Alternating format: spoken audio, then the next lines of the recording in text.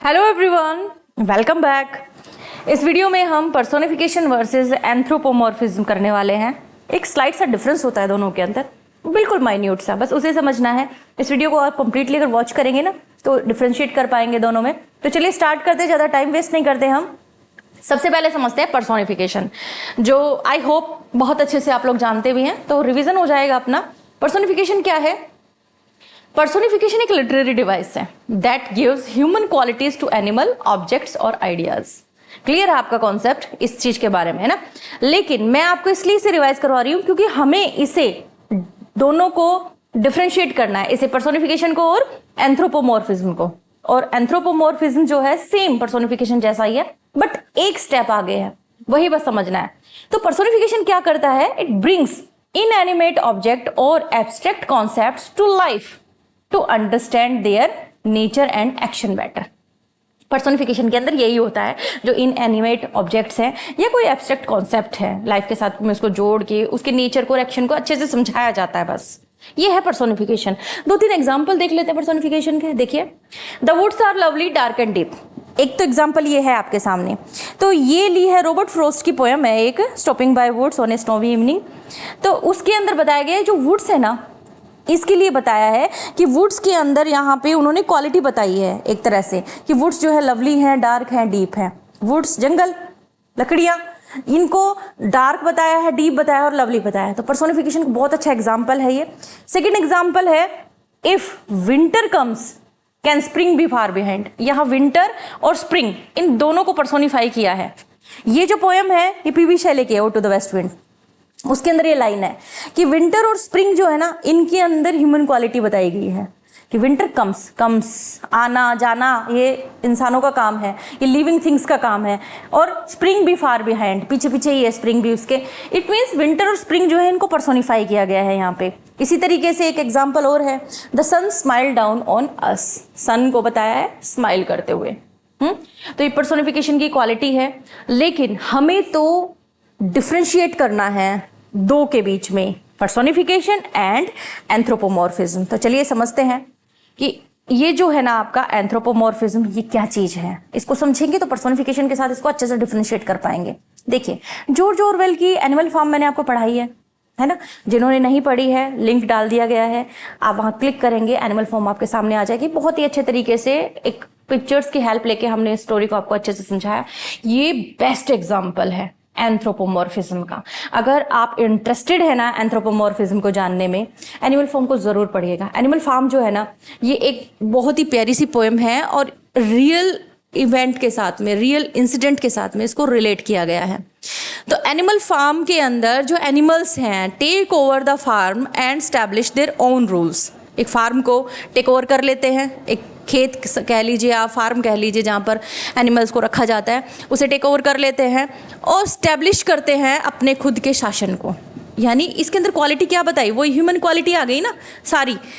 लेकिन पर्सोनिफिकेशन में क्या होता है? पर्सोनिफिकेशन के अंदर जो इनएनिमेट थिंग्स हैं वो ह्यूमंस की तरह कंप्लीटली बिहेव करती हुई नहीं दिखती हैं, सिर्फ रिसेंबल किया जाता है। इसके अंदर तो आपको एनिमल ना चलते फिरते, गाना गाते हुए, समझाते हुए नजर आएंगे, मतलब शासन करते हुए नजर आएंगे, मतलब बिल्कुल सेम वैसे के वैसे जैसे इंसान करते हैं। तो ये एक बहुत ही बेस्ट एग्जाम्पल है एंथ्रोपोमॉर्फिज्म का। ठीक है, तो जरूर पढ़िएगा एनिमल फार्म। चलिए स्टार्ट करते हैं हम अपना एंथ्रोपोमॉर्फिज्म का डेफिनेशन, ताकि ये अच्छे से समझ में आए आपको कि आखिर ये है क्या। तो इस पूरे वर्ड को अपन थोड़ा सा ना डिवाइड करके समझते हैं। ये 2 वर्ड्स के कॉम्बिनेशन से बना है। ठीक है, 2 वर्ड्स है यहाँ पे एंथ्रोपोमॉर्फिज्म में।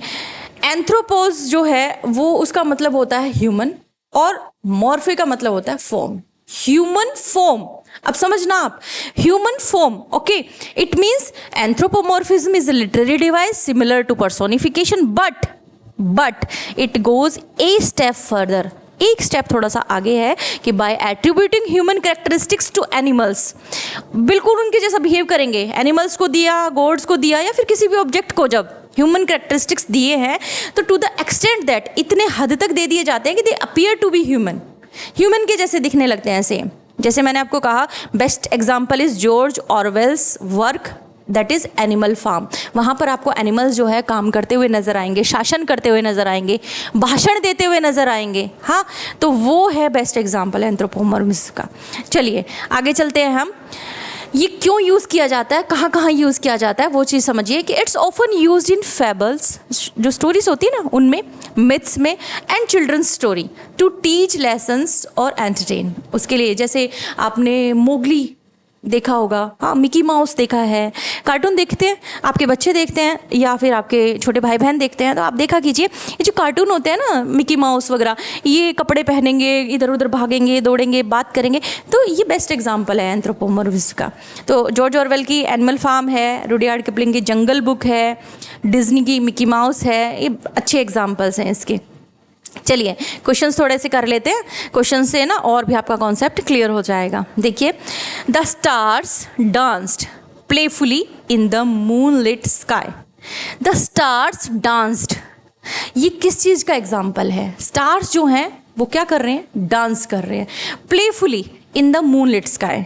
देखिए, हमें सिर्फ दो पे ध्यान देना है, पर्सोनिफिकेशन एंड एंथ्रोपोमॉर्फिज्म, क्योंकि हम इन दोनों के अंदर ही आपको डिफ्रेंशिएट करना सिखा रहे हैं।